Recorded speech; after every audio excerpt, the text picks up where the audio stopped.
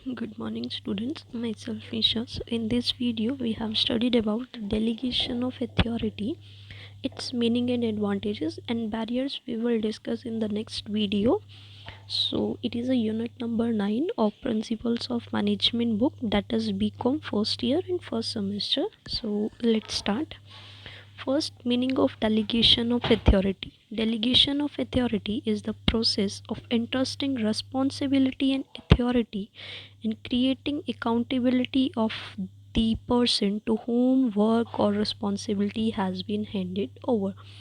Delegation of authority क्या है? एक प्रोसेस है जिसमें इंटरेस्टिंग किया जाता है रिस्पॉन्सिबिलिटी और अथॉरिटी को, और क्रिएट किया जाता है हमारी अकाउंटेबिलिटी को ऑफ द पर्सन की, जिसको हमने वर्क और रिस्पॉन्सिबिलिटी जो है वो हैंड ओवर की होती है। उसका सारा काम देखना, एक डेलीगेशन ऑफ अथॉरिटी देखना, उसको बोला जाता है डेलीगेशन ऑफ अथॉरिटी। ये जो है एक इम्पॉर्टेंट पार्ट है ऑर्गेनाइजिंग प्रोसेस का। डेलीगेशन ऑफ अथॉरिटी जो है वो इम्पॉर्टेंट पार्ट है ऑर्गेनाइजिंग प्रोसेस का। इसकी हमें इसलिए ज़रूरत पड़ती है व्हेन ड्यू टू, जब हमारे पास एक्सेसिव वर्कलोड हो जाता है और मैनेजर के ऊपर, तो वो जो है अनेबल हो जाता है परफॉर्म करने के लिए सारी की सारी जॉब्स को इंडिपेंडेंटली, तब जो है हमें डेलीगेशन ऑफ अथॉरिटी की ज़रूरत पड़ती है। तो इस सिचुएशन में क्या करते हैं, वो जो है डिवाइड कर देता है अपने वर्क को अमंग सब ऑर्डिनेट्स के बीच में। Just mere division of work के कारण डज नॉट गारंटी सक्सेस, कि उसने जब वो वर्क को डिवाइड कर दिया उसको गारंटी नहीं है कि उसको सक्सेस मिलेगी ही नहीं मिलेगी या नहीं मिलेगी। So for the successful work performance के लिए जो अथॉरिटी है वो दी जाती है सब ऑर्डिनेट्स को टू टेक वर्क ले वो रिलेटेड डिसीजन से रिलेटेड। तो इसलिए जो डिवीज़न ऑफ वर्क और जो असाइनिंग की अथॉरिटी होगी उससे जो है वो for the successful work performance के लिए होगी, इसलिए जो है इसको डेलीगेशन ऑफ अथॉरिटी बोला जाता है। फिर नेक्स्ट आता है इसमें इसके 3 एलिमेंट्स आते हैं। फर्स्ट है इसमें रिस्पॉन्सिबिलिटी। रिस्पॉन्सिबिलिटी जो है एक ऑब्लिगेशन है ऑफ सब ऑर्डिनेट्स की, जो प्रॉपरली परफॉर्म करते हैं अपनी असाइन ड्यूटीज़ को। व्हेन जो सुपीरियर है वो असाइन करता है जॉब अपने सब ऑर्डिनेट्स को, तो वो जो है उनकी रिस्पॉन्सिबिलिटी बन जाती है सब ऑर्डिनेट्स की कंप्लीट करना उस दैट जॉब को। इसका मतलब है कि जो वर्ड रिस्पॉन्सिबिलिटी है वो comes into play only after the job has been design. वो तभी आती है जब जॉब जो है वो असाइन कर दी जाती है। दस टू असाइन जॉब के लिए जो है इसको बोला जाता है असाइन रिस्पॉन्सिबिलिटी। रिस्पॉन्सिबिलिटी के कुछ फीचर्स हैं कि ये जो है असाइन की जाती है सम अदर पर्सनस को। फर्स्ट है इसकी जो एसेंस है रिस्पॉन्सिबिलिटी ही, वो इज़ टू बी ड्यूटीफुल होती है। ये जो है ओरिजिनेट होती है बिकॉज सुपीरियर और सबऑर्डिनेट्स के रिलेशनशिप के लिए, तो इसको जो है रिस्पॉन्सिबिलिटी जो है किसका एलिमेंट बन जाता है। फिर आता है इसमें अथॉरिटी।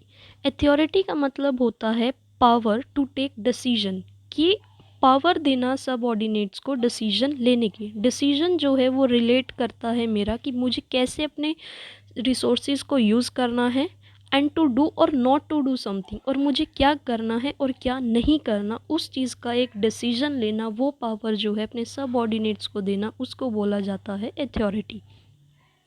इसके फीचर्स हैं कि अथॉरिटी है जो है वो साइंड की जाती है, असाइन की जाती है टू सम अदर पर्सनस को, और ये रिलेट कर दी है टू द पोस्ट से रिलेट करती है। मतलब कि with the change of post उससे हमारी पोस्ट भी चेंज हो जाती है, इवन जो अथॉरिटीज़ हैं वो भी हमारी चेंज हो जाती है। थर्ड इसका फीचर आता है it make implementation of decision possible, कि जो वो डिसीजन ले रहे हैं उसको वो इम्प्लीमेंटेशन कर सकते हैं, वो पॉसिबल हो सकता है।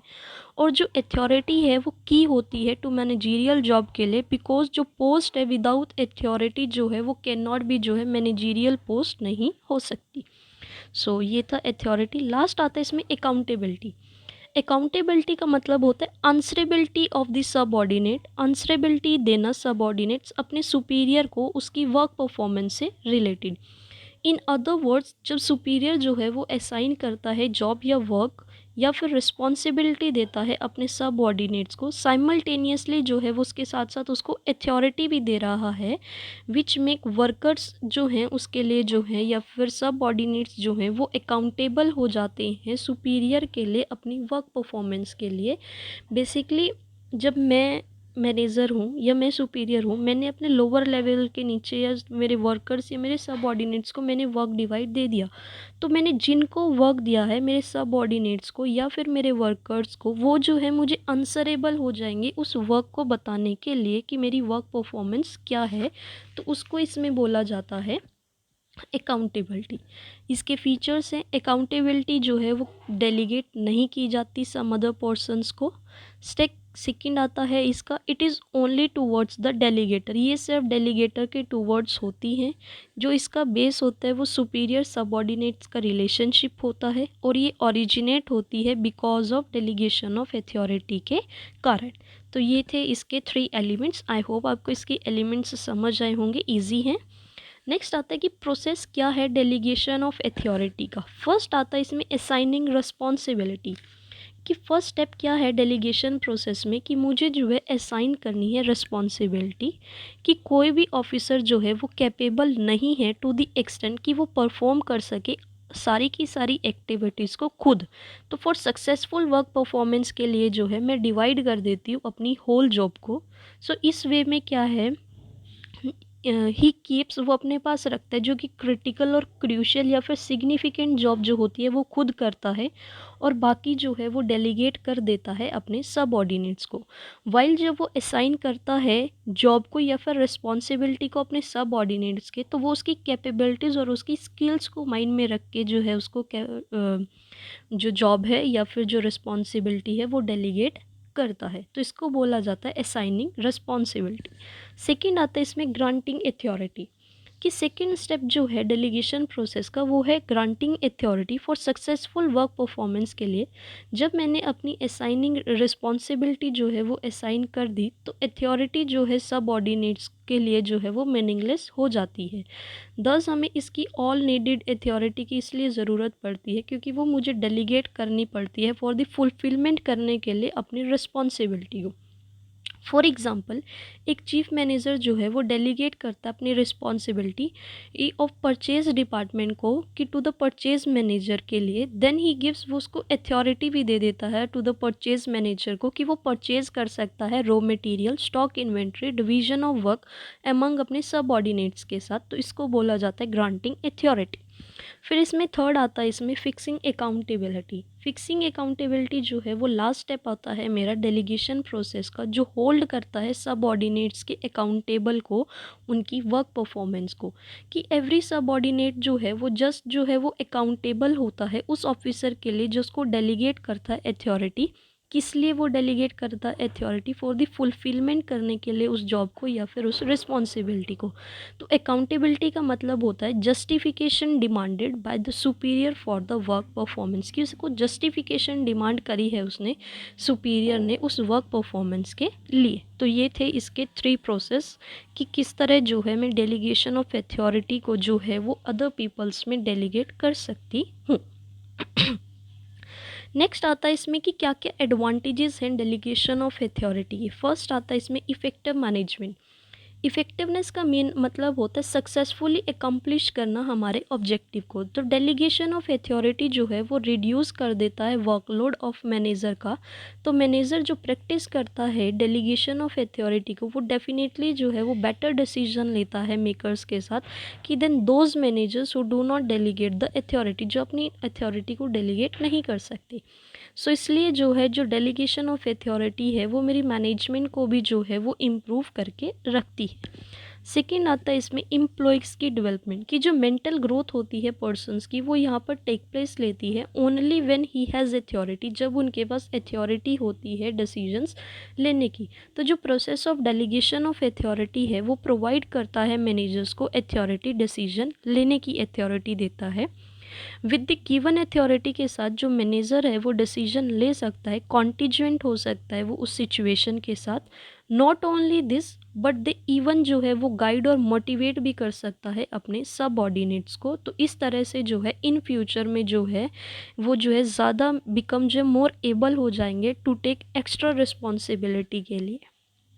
थर्ड आता है इसमें मोटिवेशन ऑफ एम्प्लॉयज़।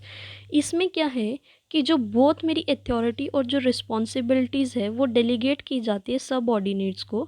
सो इस सिचुएशन में हम जो है प्रोवाइड करते हैं लिबर्टी वर्क के लिए और डिसीजन देते हैं ऑन पार्ट ऑफ सबऑर्डिनेट्स के लिए। सो गेन करने के लिए थ्रू दिस को दे एग्जिबिट करते हैं अपने टैलेंट को और स्किल्स को।